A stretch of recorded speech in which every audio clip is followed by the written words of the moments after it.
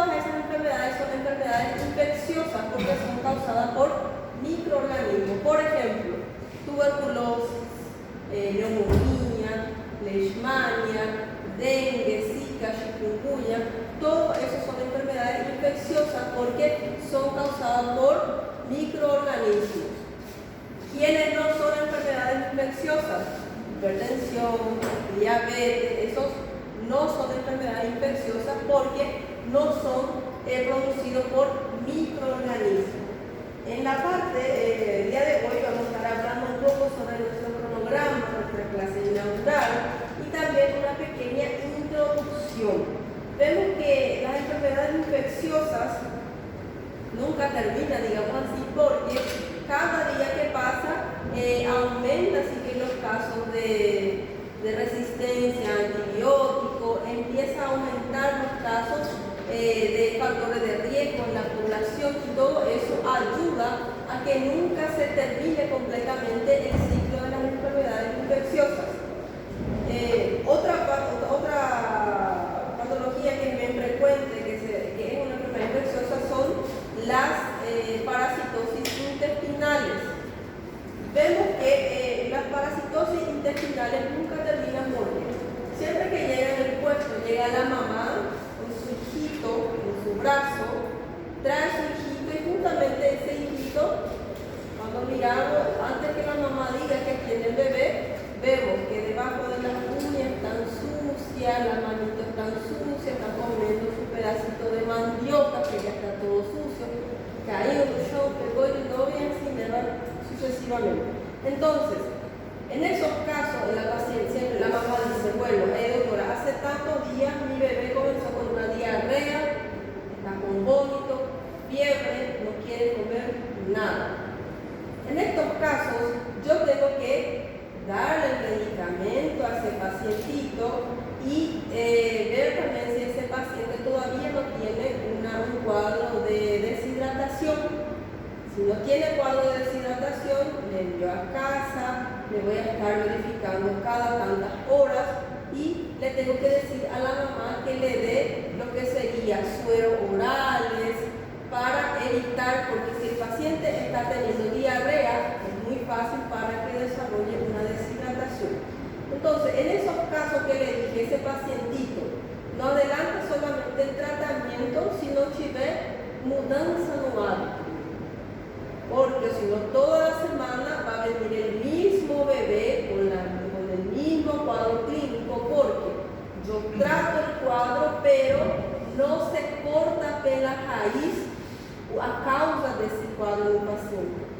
En esos casos, el tratamiento tiene que ser prácticamente varios tratamientos, un tratamiento multidisciplinar también, porque vamos a dar el medicamento para la diarrea de ese bebé. Vamos a darle los líquidos para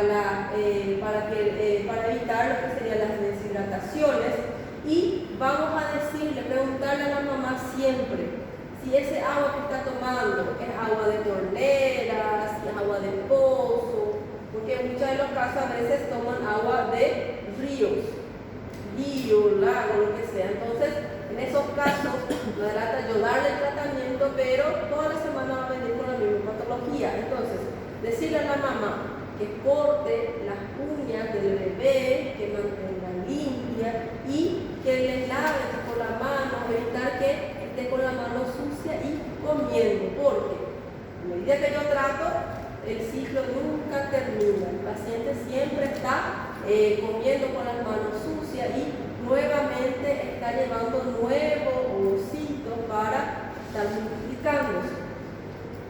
En esta parte de enfermedades infecciosas no solamente hablaremos de la parasitosis, pero hablaremos de todas esas enfermedades infecciosas, o sea, no todas, pero vamos a estar hablando de las más frecuentes. Veremos también, hablaremos bastante de lo que sería la parte antimicrobiana, resistencia antimicrobiana que van a ser hoy en día inmune. Paciente con dolor de garganta, a veces ni sabe si es viral o si es bacteriana y ya toma una amoxicilina con coagulante. Entonces en ese tratamiento está mal porque primero tiene que consultar porque va que es viral. yo estoy atacando antibióticos. Llega el momento que, eso pasa mucho, a veces las mamás se quedan súper enojadas porque no le damos amoxicilina a la criatura que está con dolor de garganta. Nosotros verificamos esa garganta, está solo enrojecida, entonces no tiene moco, nada, la criatura no tiene crepitantes, nada, los pulmones están limpios y vemos que ese paciente solamente tiene enrojecido esa garganta. Entonces el cuadro es probablemente, adelante, de una infección viral. ¿Para qué yo le voy a dar un antibiótico a una infección viral? No va a surgir una resistencia en vez de curar la patología. Llega el momento que justamente esa criatura después de un tiempo desarrolla una neumonía. Una vez que desarrolla esa neumonía, nosotros damos el medicamento de la neumonía y ya no hace efecto. Tenemos que utilizar varios fármacos para tratar a ese paciente y tratamiento más caro, medicamento más costoso, porque de primera línea ya no sirve porque era dolor de cabeza, era fiebre, dolor de estómago, dolor de todo lo que es la parte del cuerpo y siempre le daban un antibiótico. Entonces siempre tenemos que comentarle eso a la mami también para que no haga con sus hijos, para evitar a lo máximo esa resistencia antimicrobiana porque si no va a ser difícil el tratamiento. Vamos a ver que esa resistencia, por ejemplo, va a llevar una magnitud de problema muy grande, porque a medida que yo trato cualquier tipo de dolor, cualquier tipo de infección viral con antibiótico, entonces va a estar, eso va a ser en mi contra, porque en el momento que ese paciente necesita antibiótico, el antibiótico ya como si fuese agua, ya no falla efecto en ese organismo. Vamos a estar hablando también de la parte de esas precauciones. ¿Cómo yo puedo evitar esa resistencia antimicrobiana? ¿Cómo yo puedo estar también previniendo lo que serían las precauciones de aislamiento del paciente con enfermedades virales? El paciente que tiene tuberculosis, justamente el paciente hoy entró al hospital, tiene tuberculosis, yo no le puedo colocar a ese paciente la misma sala onde tem un paciente que tiene HIV en estado terminal. Yo no le puedo poner a ese paciente que tiene tuberculosis con un paciente que tiene cáncer tipo en estado terminal, porque ese paciente en ese momento que ingresó al hospital es un paciente bacilífero. ¿Qué quiere decir eso? Toda esa multiplicación de bacterias está aconteciendo de forma exagerada y ese paciente va a estar pasando esa infección, va a estar infectando a todo el mundo porque no tiene todavía tratamiento. Entonces, siempre se pregunta, en las pruebas de clínica médica oral, por ejemplo, a veces se pregunta a partir de qué momento el paciente deja de ser bacilífero. Después de un tratamiento, no es que hoy tomé de mañana mi medicamento para tuberculosis y ya no voy a pasarle más nada, sino que después de 2 a 15 días después que empezó el tratamiento, ahí recién ese paciente con tuberculosis no va a estar más pasando la enfermedad al resto de la población. Entonces, esa sería prácticamente una precaución para aislamiento de esos pacientes, para que no esté, por ejemplo, vino un paciente que tiene, justamente la vez pasada, hace 15 días por ahí, me llegó una paciente y me dice, doctora, ¿cómo se produce esa diabetes? ¿Cómo es? Porque justamente a mi vizinha falou assim, eu uso meu garfo, minha colher, meu prato, meu copo, solo yo no utilizo con el resto de la persona de mi casa para no pasar a diabetes. Ahí me dijo, porque me pareció raro, yo antes no tenía diabetes, ahí después vino, me casé, después de un tiempo, mi marido tenía diabetes, y después de un tiempo yo empecé a tener también, y yo antes de él no tenía. Entonces tenemos que explicar al paciente cómo funciona. Imagina solo usted está en el hospital, le colocas al paciente diabetes en una sala solita.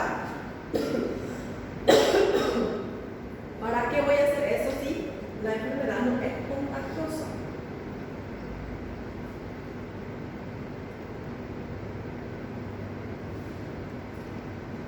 Antes de olvidar, acá había colocado entrega de trabajo, pero enfermedades infecciosas va a estar trabajando con micro en el trabajo práctico de 15 puntos. Entonces, este trabajo es lo que va a valer los 15 puntos para su trabajo práctico. Entonces, este va a ser un trabajo multidisciplinario. Cuando vayan a presentar ese trabajo, nosotros les vamos a estar avisando con anticipación el tema que van a estar abordando y el día de la entrega y todo más. Por ejemplo, digamos que en un cuadro tienen que hablar sobre neumonía. Entonces, en esos casos van a estar juntando ambas materias. Hablar de la parte, por ejemplo, de lo que sería de un poco, van a estar hablando sobre todas sus características y demás, así como en microbiología. Y después entran a la parte clínica, epidemiológica, los signos del cuadro clínico de ese paciente, método diagnóstico. Entonces, ese trabajo juntamente va a estar valiendo puntos en la parte de enfermedades infecciosas y microbiología. No olviden, nomás no saqué esta parte, porque hice todo, después vino la parte de trabajo interdisciplinar. Y vamos a estar hablando también de lo que serían las infecciones intrahospitalarias, que se conocen como infecciones nosocomiales, que son todas las infecciones que yo voy a estar adquiriendo en el hospital. Por ejemplo, viene un paciente, ingresa al hospital por una neumonía. Eso no es en esos casos, él ya viene por esa patología y es internado por culpa de esa neumonía. Entonces, en esos casos, el paciente tiene una neumonía de la comunidad. Él ya pegó antes de entrar al hospital. Pero tenemos acá otro paciente, justamente tenía apendicitis. Tenía que entrar a quirófano, tenía que entrar a cirugía. El paciente entra en cirugía y todo más, después se queda en la sala y todo más, esperando, pero después de 48 horas, después de algunos días, empieza a desarrollar un cuadro de neumonía. Entonces, en esos casos, esa neumonía es causada ya por una infección intrahospitalar, porque no fue por conta de esa neumonía que entró al hospital, sino que fue por una apendicitis. Después tenemos también, no solamente neumonía que vamos a estar adquiriendo dentro del hospital, sino que infecciones de las vías urinarias, infecciones por catéter y otros tipos de infecciones. ¿Cómo yo debo de realizar lo que es la prevención y seguridad en esos pacientes que están en el hospital para estar evitando esas infecciones intrahospitalarias? ¿Cómo se realiza la vigilancia de las infecciones intrahospitalarias? Y vemos que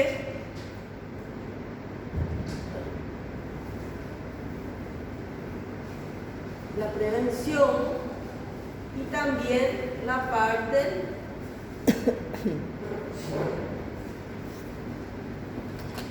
de antibióticos, que va a ser la resistencia antimicrobiana, la prevención de infección en el hospital, y después entramos a la parte del accidente ofídico.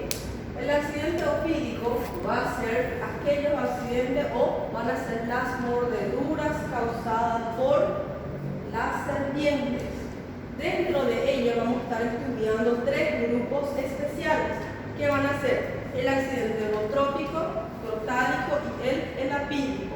El botrópico es yarará, el crotálico es cascabel y el elapídico es el coral verdadero. Veremos que en esa parte del accidente ofídico vamos a estar conociendo un poco más cómo es la clínica en esos pacientes.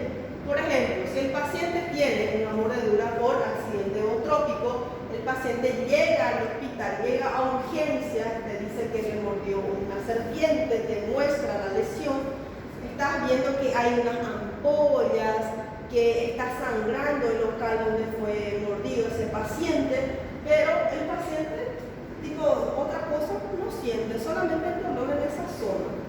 Ese paciente, porque tiene un accidente botrópico, puede estar, una de las acciones del veneno botrópico va a ser afectación en la parte de la sangre del paciente. El paciente puede presentar una hemorragia o puede presentar una coagulación intravascular diseminada, que va a ser cuando esos pequeños trombos, esos pequeños coágulos se diseminan por todo el organismo. Si este paciente no se trata a tiempo, puede complicarse con un sangrado en la parte del sistema nervioso y también puede estar produciendo insuficiencia renal aguda en mi paciente. Por eso el tratamiento debe ser rápido, tengo que conocer la clínica para empezar ya el tratamiento antiofídico en estos pacientes. Después tenemos el accidente por accidente crotálico, que es el cascabel. Entonces en esos casos el paciente va a estar presentando tanto una afectación de la sangre, como también el paciente empieza a presentar afectaciones en el sistema nervioso, es neurotóxico. El paciente puede empezar a presentar hipotensión, empieza a presentar la visión borrosa, visión doble, que es la diplopía. El paciente puede presentar lo que es disminución de la fuerza muscular, que es la paresia, empieza a presentar vómitos, empieza a no querer más ni abrir los ojos, empieza a presentar afectación de lo que es el sistema nervioso. Y después tenemos el elapídico. El elapídico, que es el coral verdadero, vemos que el paciente no tiene afectación sanguínea, no va a tener hemorragia, no va a tener coagulación, pero veremos que este paciente va a desarrollar una afectación neurológica propia o dichamente. Por eso se conoce al accidente elapídico como un accidente neurotóxico puro, porque todo lo que el paciente va a tener es más grave. El paciente viene con diplopía, viene presentando ya lo que es la caída de esta arcada, parece que fue víctima de una ACV. El paciente ya muchas veces no consigue más ni andar porque la paresia que presenta la disminución de la fuerza es muy grave. El paciente muchas veces empieza a no poder más ni mover la parte de la mandíbula porque la afectación neurológica es muy grave. Por eso se conoce, cuando vean en una pregunta, no digo que hacer en el examen, puede ser que sí. Entonces en el examen dice, el paciente tiene una afectación neurológica pura, es neurotóxica pura, entonces va a ser coral, que va a ser el accidente elapídico. Entonces, yarará, afectación sanguínea. Después tenemos crotálico, que es cascabel, que tiene afectación la parte del sistema nervioso y la parte también sanguínea. Y por último tenemos el elapídico, que solamente va a estar afectando la parte del sistema nervioso, pero es mucho más grave porque es mucho más salvaje, digamos así. Después de estas clases vamos a estar viendo, generalmente yo les doy por ejemplo, tienen que saber la definición, la clasificación de ese accidente ofídico, cuáles son sus manifestaciones clínicas, porque si llega un paciente, llega solo sangrando, no tiene afectación del sistema nervioso,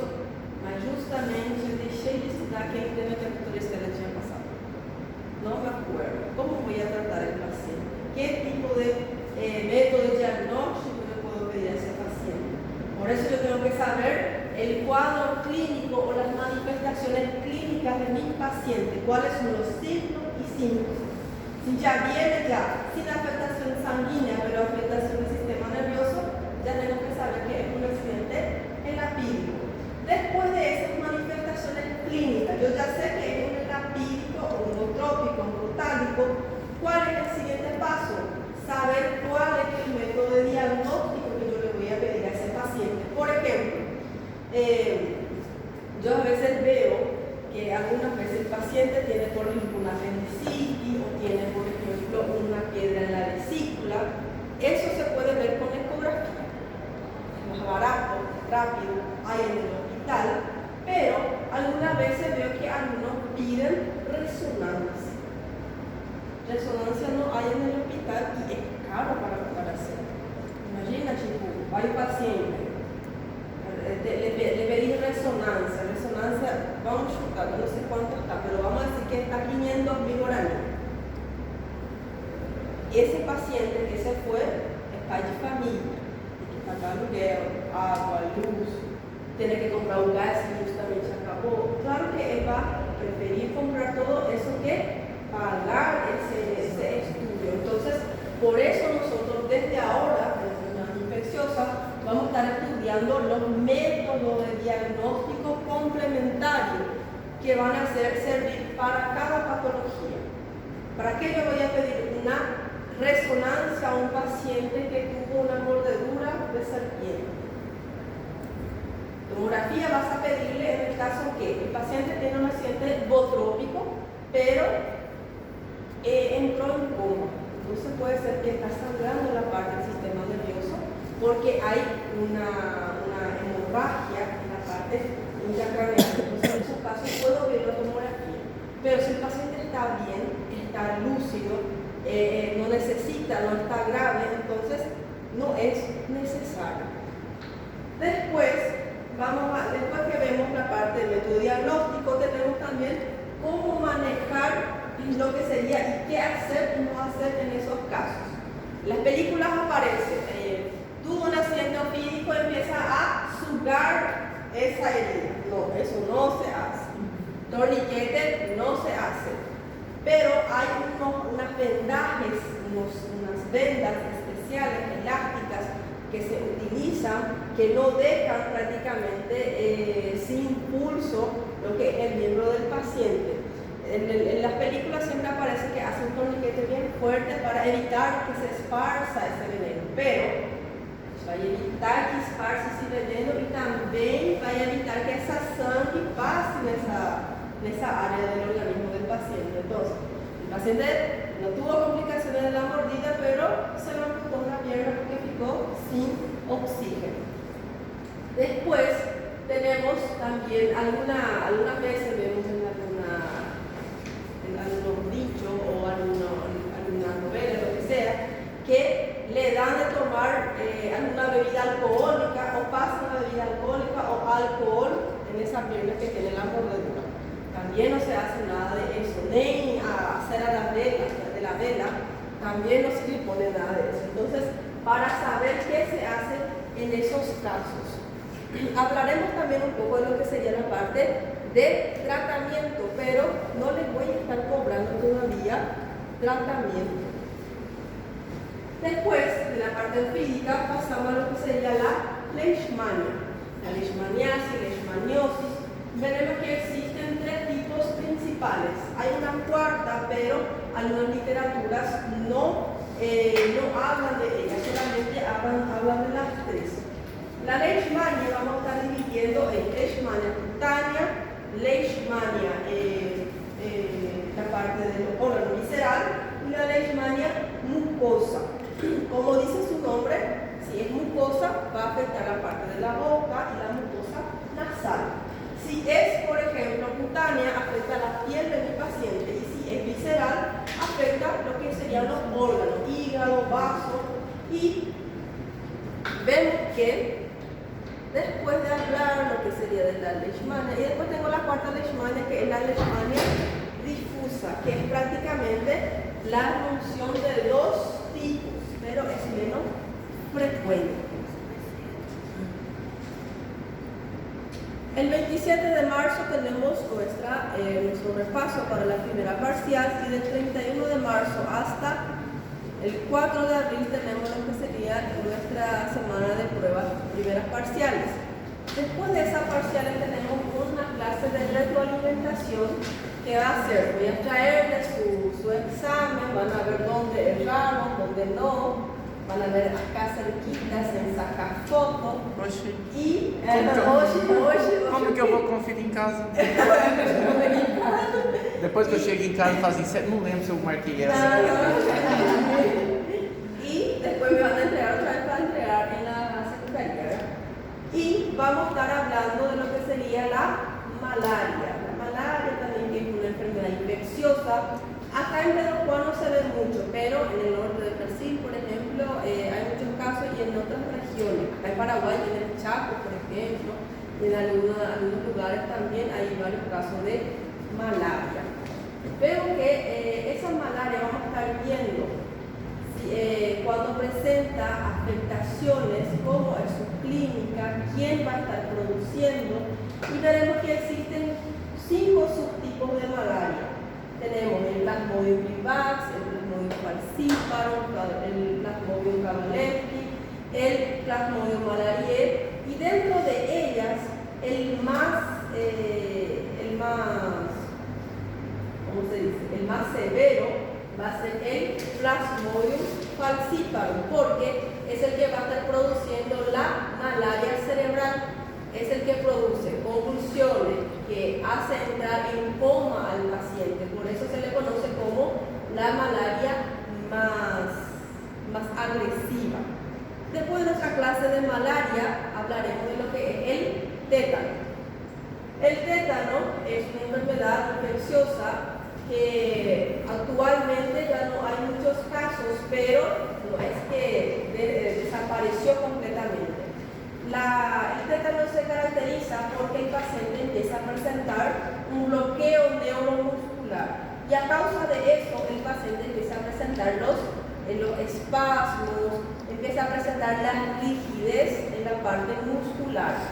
Cuando este paciente no viene a consulta, cuando aparece la triada inicial, cuando ya llega después de que se complica, es más difícil de tratar. La triada inicial del tétano va a ser el trismo, que va a ser como si fuese bruxismo, ¿va a ser? Empieza a mover mucho los dientes, entonces es una forma inevitable porque ya está avisando que hay un bloqueo neuromuscular y el paciente empieza a presentar ese cuadro. Otro signo, el paciente tiene insomnio, tiene trismo, tiene insomnia y después presenta lo que sería la raquialgia. ¿Qué sería la raquialgia? El dolor en la parte de la columna. Entonces, esa es la triada clásica que me está avisando que el paciente está presentando un cuadro recién de tétano. A veces el paciente no viene por todo eso, porque vive lejos, no tiene cómo venir. Ahí cuando el paciente ya llega en el hospital, ya llega en esa posición de opistótonos.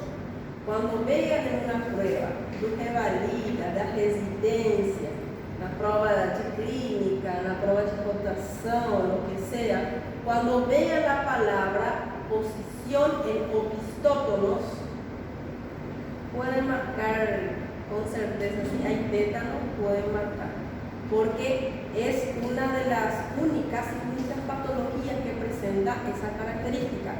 ¿Qué sería esa posición en opistótono? El paciente tiene una posición arqueada, totalmente arqueado y no está rígido. Es aquele, a veces aparece en Instagram, hoje vai ser o plantão de boa, você chega, o paciente está todo arqueado. Entonces, ese arqueamiento es esa rigidez. El paciente se queda de esa manera y vos no le conseguís colocar en posición normal porque está duro, porque tiene un bloqueo neuromuscular. Entonces, esa es una de las características típicas de lo que sería el tétano. Gracias que ahora hay la vacuna antitetánica y por eso ya no se ven mucho esos cuadros de tétano. Pero puede aparecer en los pacientes que no tuvieron su antitetánica. Después tenemos la Semana Santa, que va del 14 de abril hasta el 18 de abril. Y después de la Semana Santa, después de la reflexión, la chispa, el estudio, vamos a continuar con la parte de toxoplasmosis. Toxoplasmosis, cuando nosotros nos infectamos después de grandes, justamente no cocinamos bien lo que es la carne, comemos carne cruda, justamente tenemos una huerta y tenemos un gachinho también, ese gachinho justamente fue fazer os quehaceres de él cerca de la huerta, se infectó la huerta, no se lavó bien la comida de la huerta. Entonces, ese paciente puede desarrollar una toxoplasmosis. En el paciente adulto, generalmente el cuadro es asintomático. ¿Qué quiere decir eso? No tiene síntomas. Pero el problema está cuando esa persona que es asintomática se embaraza. Porque ese microorganismo puede pasar la placenta y puede estar afectando la parte del sistema nervioso del pacientito que está creciendo. Entonces va a afectar la parte del sistema nervioso y afecta también el nervio óptico de ese bebé. Entonces, por eso es que cuando la mujer se embaraza, tenemos que hacerle su TORCH. ¿TORCH qué va a hacer? Para verificar si el paciente tiene toxoplasmosis, UEG uveola, USG sífilis. El H es para la hepatitis, tenemos que ver también la parte de SIDA, HIV y todo más en ese paciente. Entonces, el TORCH nosotros realizamos en la primera consulta prenatal, le pedimos ya a la mamá. Y por eso tiene que seguir su control prenatal, porque es muy triste cuando el bebé nace con toxoplasmosis, cuando presenta como si fuese una conjuntivitis, un poquito rojo, que están teniendo pus, pueden presentar convulsiones y al momento de realizarle lo que es un estudio de imagen en la parte craneal, el paciente va a tener varias calcificaciones en la parte del sistema nervioso que va a estar afectándole si no se trató durante su crecimiento. Y también afecta esos parásitos, le encanta la parte del sistema nervioso, afecta la parte del sistema nervioso propiamente y también el nervio óptico, empieza a crecer ahí y el paciente va perdiendo la agudeza visual, empieza a disminuir la visión del paciente hasta que puede desarrollar una ceguera después. Entonces, por eso nos importa bastante toxoplasmosis. Van a acordarse de mí cuando estudien pediatría para hacer un evalúo. Pediatría es sí o sí hablar de toxoplasmosis. Porque como a los pacientes adultos, cuando se infectan después de grandes, son asintomáticos, entonces es importante, pero como no tiene complicaciones muy grandes, muy radicales, entonces no afecta tanto. Pero en pediatría es primordial.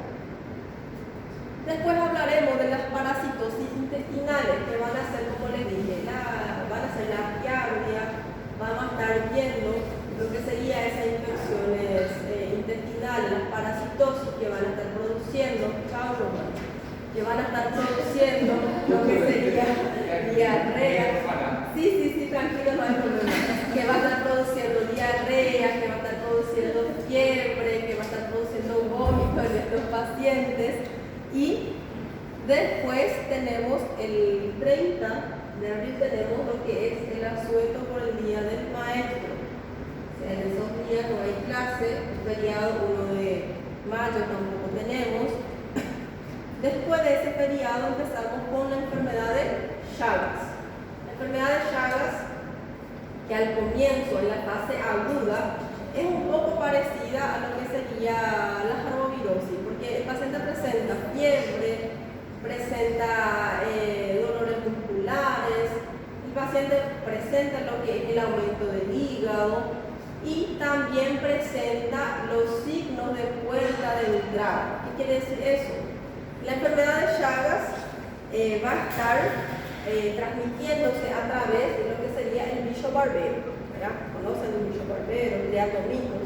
Entonces, ese bicho barbero que se infectó, él se alimenta de la sangre. Y justamente de noche sale a alimentarse de las personas que están durmiendo, de los animales, de las personas que duermen. Justamente viene, le pica al paciente, se alimenta de la sangre y justamente cuando se estaba alimentando empieza a defecar o a orinar en ese lugar cerca de la puerta de entrada. Cuando nosotros nos pica algo, viene un bichinho, alguna cosa, ¿qué nosotros hacemos? Empezamos a coser. En ese momento nosotros llevamos las heces y lo que sería la orina en esa puerta de entrada que estaba abierta. Entonces al día siguiente empieza a aparecer, si es en la piel, empieza a aparecer un aumento de la superficie, una coloración azulada, medio rosácea, que es indolor. Entonces ese es el signo de la puerta de entrada.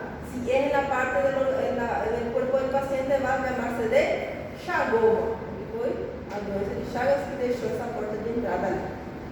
Si es que justamente ese bicho barbero cerca del ojo del paciente le fue y le picó, estaba alimentándose, dejó su heces, su orina y todo más ahí, yo hago esto, entonces yo voy a estar metiendo toda esa suciedad en el ojo. Entonces, al día siguiente, ese paciente va a estar amaneciendo con un edema bipalpebral. Ambas pálpebras van a estar aumentadas de tamaño, presentan una coloración azul rosácea y no le duele al paciente. Eso lo he regulado porque son muy deshilados que entró lo que sería la heces y la orina.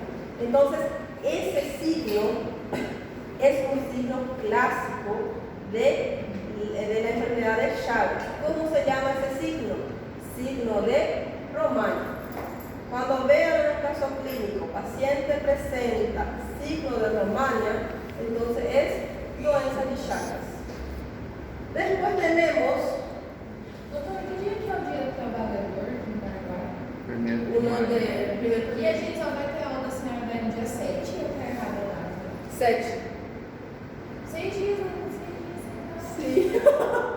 Sí, porque nosotros tenemos clase, no, pero vamos a tener aula de fisio, né? Porque vai ser justo nesse dia de enfermidades que não vai ter as aulas. Foi difícil, vamos ver difícil. Después que terminamos la parte de Chagas, entramos a las arbovirosis, que son las enfermedades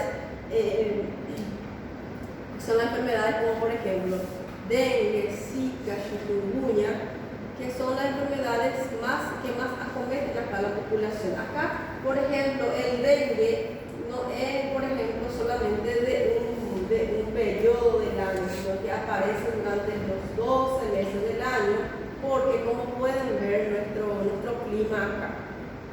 A veces se acorda, en la primera aula estaba frío, después de mediodía faz un calor, después chove, todo un poco, menos leve, pero aquí acontece todo eso. Entonces, por eso es que siempre hay mosquito, porque tipo, si fuera un lugar donde hace frío durante todo el año, no iba a tener como ver dengue, ni zika, ni chikungunya, porque no hay mosquito. Y vemos que en la parte de arbovirosis vamos a estar estudiando a la enfermedad de dengue, su cuadro clínico, periodo de incubación, serotipo, y también vamos a estar hablando de lo que serían, cómo voy a estar diagnosticando, cómo yo sé, porque es bien parecido, llega paciente, tenga fiebre, cefalea, dolor muscular y dolor articular. Los tres aparecidos. Só que en el dengue el dolor muscular es más fuerte. En el dengue yo veo lo que es la cefalea retroocular. ¿Qué sería eso? Dolor detrás de los ojos. Y en dengue, cuando yo le pido al paciente su laboratorio, voy a estar encontrando plaquetas bajas y hematócrito alto. Antes que me llegue ese su análisis laboratorial, le puedo hacer la prueba de lazo. Le voy a colocar un esfigmo en esta parte del brazo del paciente, voy a insuflar ese esfigmo, voy a dibujar un cuadrito de 5 milímetros, 5 centímetros, y en ese cuadrito, cuando yo insuflo, cuando hago fuerza, empiezan a aparecer pequeños puntos rojos. Si sale 20 puntos rojos, entonces es positivo para dengue. En el caso de crianza, a partir de 10 es positivo. Eso vamos a estar viendo y les voy a estar enseñando también.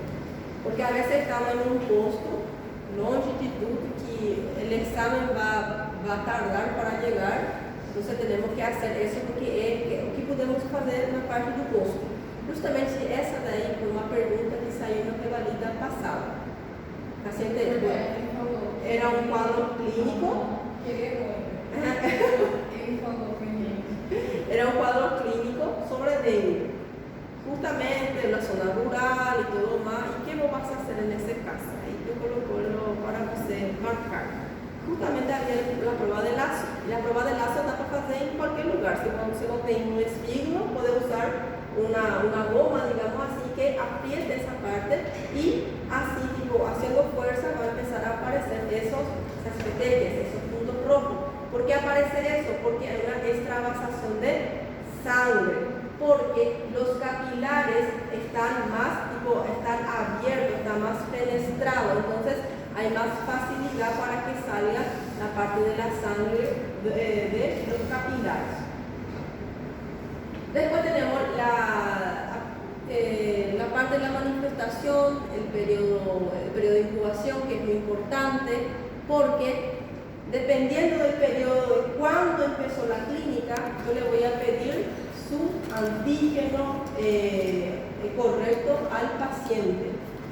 Su antígeno, su IgG, por ejemplo, de 0 a 5 días, yo puedo pedir NS1. NS1 que es el antígeno específico para dengue. Si el paciente me dice que hace 8 o 9 días empezó el cuadro clínico, entonces NS1 ya va a dar un cuadro negativo.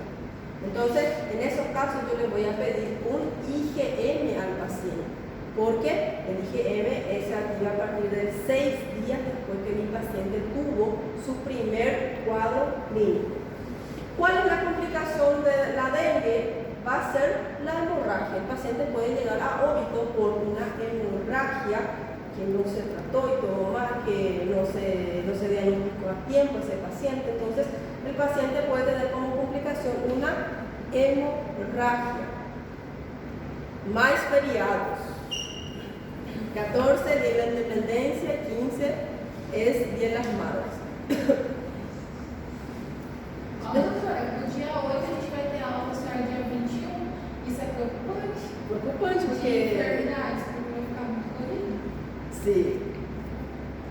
La verdad que no hay Después tenemos chikungunya. Chikungunya, cuando yo les pregunto cuál es el diagnóstico diferencial de dengue, es Zika y chikungunya.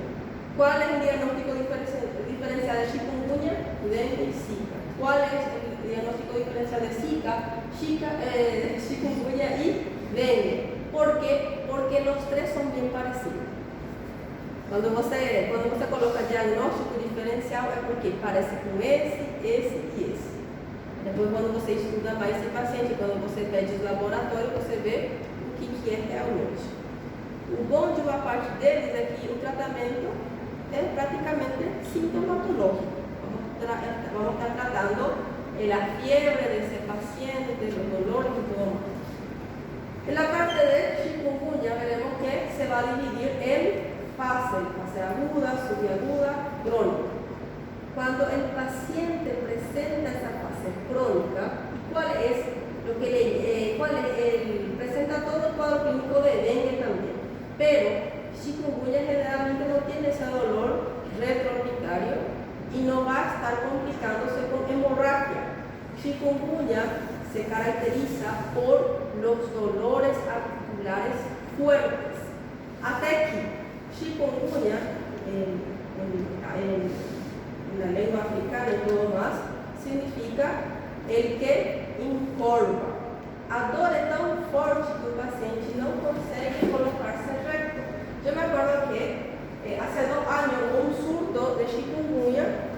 Yo estaba en la clínica, en el consultorio, y el paciente llegaba así, porque el dolor es tan fuerte en las articulaciones que el paciente no conseguía colocarse recto ni andar bien. Entonces el paciente llegaba de esa forma. Ese dolor, si no se trata a tiempo, dependiendo del factor de riesgo de ese paciente, si tiene otra patología, ese dolor puede durar más de 2 años. Imagina esa dor intensa en las articulaciones por más de 2 años. Juntamente con un paciente masculino, tiene 54 años de edad. Ahí se fue desesperado porque dice que hace 3 años tuvo un cuadro de chikungunya y que hasta ahora le duelen las articulaciones. Dice, doctora, yo ya no sé más qué hacer porque yo trabajaba como albañil, que ayudante pedrero, yo ya no sé más qué hacer porque yo no consigo más trabajar, tengo una familia que sustentar y nunca me pasa el dolor. Siempre me duelen las articulaciones. Yo ya no sé más qué medicamento voy a tomarle porque yo todos los días estoy comiendo pata de vaca. A lo mejor todas las cosas, porque eso le dijeron y dice que todos los días estaba tomando y no mejoraba. Entonces es muy triste esos casos, ¿verdad? Por eso debemos de hacer, lo ideal es que el paciente se vaya ya en los primeros días y nosotros podamos hacerle un buen tratamiento y verificar también si no tiene algún tipo de enfermedad de base. Entonces la complicación de la chikungunya va a ser artropatía crónica, que va a ser artralgias, que van a ser dolores articulares, que van a ser crónicos. Después tenemos la Zika. La Zika también es parecida a dengue y chikungunya. Acá, por ejemplo, se ve menos frecuentemente, pero puede aparecer. Por eso siempre tenemos que preguntarle también al paciente si viajó recientemente, si tuvo contacto con personas de otro lugar, y también esa Zika va a tener dolores musculares, tiene también dolores articulares, cefalea, solo que él va a estar presentando una conjuntivitis no purulenta. ¿Qué quiere decir eso? El paciente va a presentar un cuadro parecido a una conjuntivitis, pero sin pus. ¿Cuál va a ser la complicación del Zika? Son 2. El síndrome de Guillain-Barré, cuando el paciente tiene afectación de las neuronas. Entonces, el paciente empieza a presentar pérdida de la fuerza muscular y puede llevarle a la muerte, porque si no se trata a tiempo, esa pérdida de fuerza muscular, esa afectación de la parte nerviosa va a estar ascendiendo hasta llegar a la parte torácica, hasta la parte pulmonar, hasta la parte del diafragma, que el paciente no consigue respirar y por eso muere este paciente. Después, otra complicación del Zika va a ser la microcefalia. Cuando la mujer en su etapa de embarazo tuvo un cuadro de Zika, entonces la paciente puede tener un aborto causado por esa infección o puede ser que el bebé nazca, pero la parte del perímetro cefálico va a estar muy disminuido y va a tener un cráneo muy pequeño, por eso se llama microcefalia. Después tenemos un repaso para la segunda parcial, que va a ser el jueves 22 de mayo. Y después tenemos nuestro examen segunda parcial. Después del examen segunda parcial, tenemos una semana de examen recuperatorio. Después tenemos del 9 de junio al 26 de junio lo que sería el examen final. Y después tenemos el primer recuperatorio del examen final, que va a ser del 6 hasta el 4 de julio, y el segundo recuperatorio del 7 de julio hasta el 11 de julio. ¿Cuáles son nuestras referencias bibliográficas? Vamos a estar utilizando el libro de Harrison de Medicina Interna para el estudio, y también utilizamos lo que es el libro Douglas y Mendel y Douglas, que es de infectología, pero yo utilizo más el de Harrison, porque este Mendel es muy misturado. Él habla de un fármaco acá, después allá, de una patología acá. Él no habla solo de un tema en un solo capítulo. Ahí después, Farreras también es muy bueno de medicina interna, pero todas las clases yo le voy a estar pasando, porque la parte de dengue, zika, chikungunya, malaria, especialmente las arbovirosis, en el Harrison no viene detallado. Dengue, falando de dengue son 4 líneas, porque esos libros son norteamericanos. Allá en Estados Unidos no hay dengue, zika, chikungunya. Entonces, ellos no tienen el estudio completo, tratamiento, signo, estadio, nada de eso. Esos temas los saco todo a través del manual del Ministerio de Salud, que habla sobre la parte de la definición, clasificación, lo que sería la serología, periodo de incubación.